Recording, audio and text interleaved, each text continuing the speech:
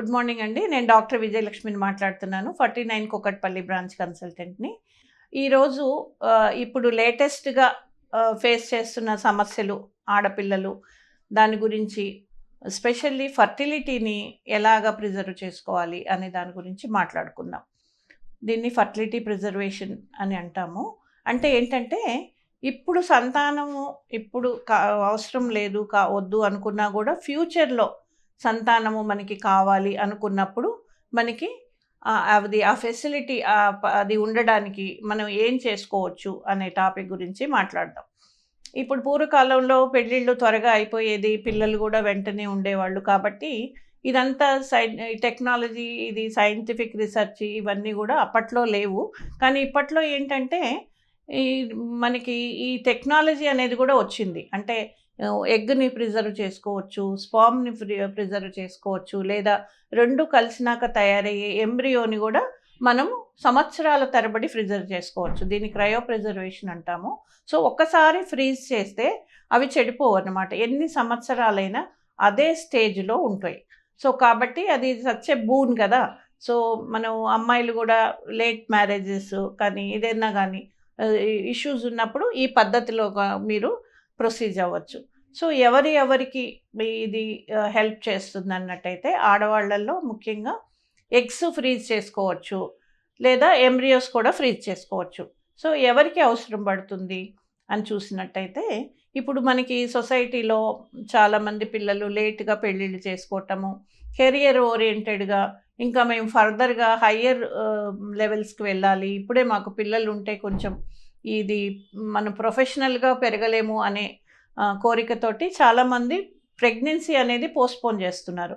అలా పోస్ట్పోన్ చేయటం వల్ల ఏజ్ 35 దాటిపోయి అరౌండ్ 40స్కి వచ్చిన తర్వాత అప్పుడు ప్రెగ్నెన్సీ రావాలి అంటే కొంచెం కష్టమవుతుంది. ఎందుకంటే ఎగ్ క్వాలిటీ తగ్గిపోతుంది, ఎగ్స్ అనేవి కంప్లీట్గా తగ్గిపోతాయి. యూట్రస్లో కూడా బ్లడ్ సప్లై అని, యూట్రస్ యొక్క ప్రెగ్నెన్సీ వచ్చే కెపాసిటీ ఇవన్నీ కూడా కొంత చేంజెస్ రావటం వల్ల ప్రాబ్లం అవుతుంది. అలా కాకుండా ఇప్పుడు ఈ ఎర్లీగానే 25-30 ఇయర్స్ ఈ టైంలో కూడా మీరు ఈ ఎగ్స్‌ని అనేది ఫ్రీజ్ చేసుకోవచ్చు.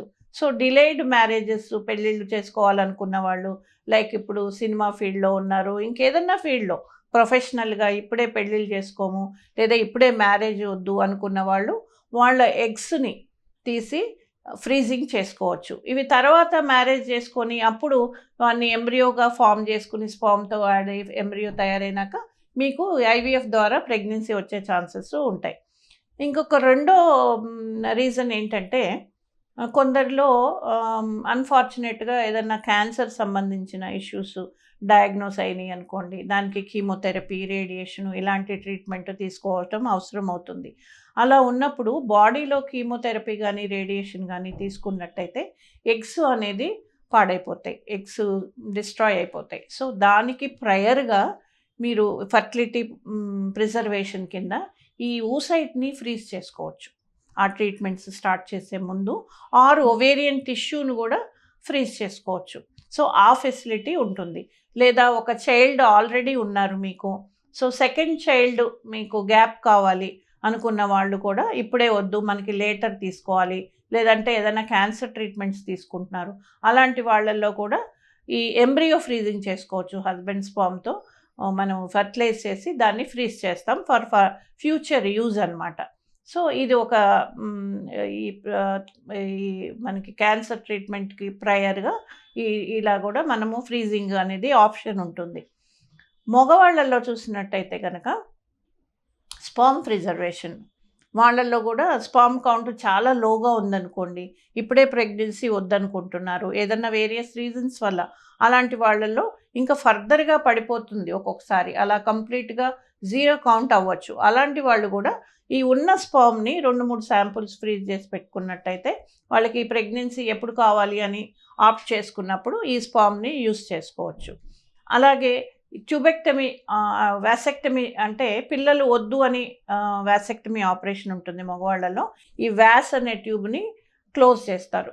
ఆ ఆపరేషన్కి ముందు కూడా వీళ్ళు స్పర్మ్‌ని ఫ్రీజ్ చేసి పెట్టుకోవచ్చు. ఒకవేళ మైండ్ మారుతుంది, తర్వాత మళ్ళీ పిల్లలు కావాలి అనుకున్నారనుకోండి, అలాంటప్పుడు ఈ శాంపుల్ని యూస్ చేసి మీరు పిల్లలు కలిగే అవకాశం ఉంటుంది.